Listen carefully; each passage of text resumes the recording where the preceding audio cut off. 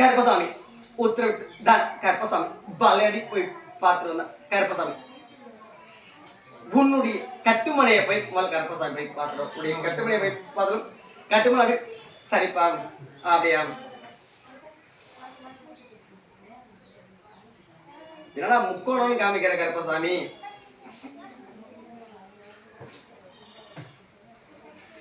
நம்ம வீடு பக்கமா இருக்காம அது போல ஏதாவது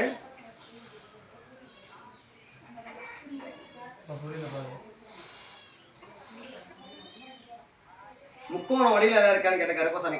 வீடா இருக்கணும் இல்லை வீட்டு பக்கத்துலயே இருக்கணும், எதிரியா இருக்கணும். முக்கோணமா இருக்கா? போய் கருப்பசாமி கிளம்பி அவன் என்ன சொல்றானோ அதைத்தான் சொல்லுவேன். எப்பொழுதும் சொல்லுவேன் வாக்க, அப்படிதான் சொல்லுவேன்.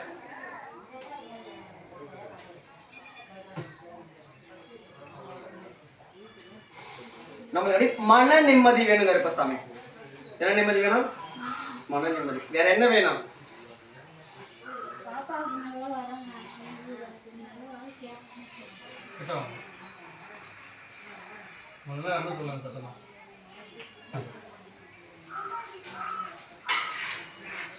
நான் வேணுமா?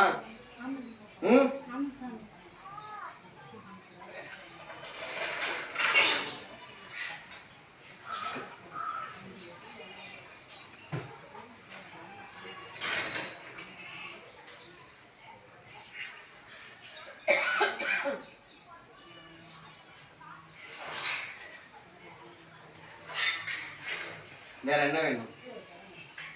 பாப்பாவுக்கு நல்ல வரம் அமைஞ்சு நல்ல என் பேச்சு கேட்டு நல்ல அதான் கருப்பசாமி ஒரு வார்த்தை சொல்லிட்டேன். அத்தனையும் மறைச்சுதான் சொல்லணும் கருப்பசாமி. பயப்படாத. உண்மையை உடைச்சு பேச மாட்டேங்க. அதிகமா மறைச்சு சொல்லும் போதே புரிஞ்சிருக்கணும்.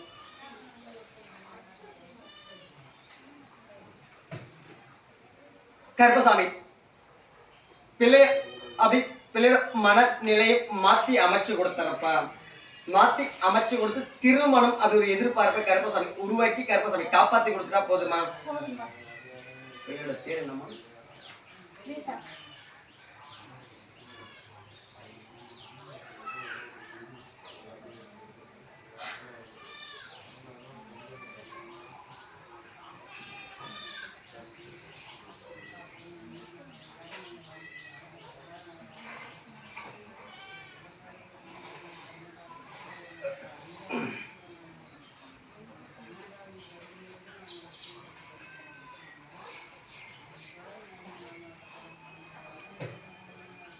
பிள்ளைகளை உள்ளுக்கு கொடுத்து விட்டுருந்த கனிய அது உன் பொறுப்பு. எது உள்ளுக்கு கொடுக்கணும்.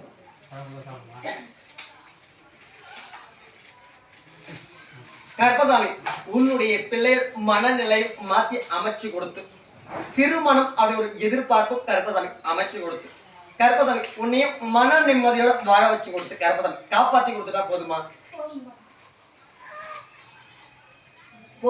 ஒரு மாத காலத்துக்குள்ள இது நடக்கும். எதுக்குள்ள? ஒரு மாதத்துக்குள்ள பிள்ளைய மனநிலை மாத்தி அமைச்சு கொடுத்து திருமணம் எதிர்பார்ப்பு கருப்பசாமி உருவாக்கி கொடுத்து கருப்பசாமி காப்பாத்தி கொடுத்து காப்பாத்தி வாழ வச்சு கொடுக்குறோமா?